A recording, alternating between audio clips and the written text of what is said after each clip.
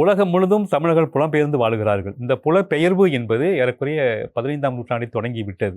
இப்போது கூட இந்த வாரம் கூட மலேசியாவிலே ஜெர்மனியின் சுபாஷினி எழுதிய தமிழர் புலற்பெயர் நூல் வெளியீடு காண்கிறது.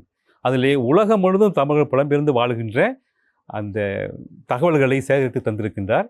இலங்கையிலே வாழுகின்ற தமிழர்கள் அதான் கடலால் பிரிந்திருந்தாலும் உணவெல்லாம் இழந்திருக்கின்றோம். தமிழும் இலக்கியமும் நம்மை இணைக்கிறது. எப்படி நம்ம மலேசியாவிலே பல்வேறு வாழ்க்கை நெருக்கடி இடையிலே நாங்கள் அடையாளத்தை இழக்காமல் வாழ்ந்து கொண்டிருக்கின்றோமோ, அதுபோல இலங்கையிலும் இங்குள்ள தமிழர்கள் தங்களுடைய பண்பாடு, கலை, கலாச்சாரம், மொழி எதையும் இழந்து விடாமல் அதை கட்டி காக்கின்ற நிலையை பார்க்கின்றேன். எப்பொழுதுமே இலங்கை மண் சொல்லும் பொழுது நாங்கள் ஆச்சரியமாக பார்ப்போம்.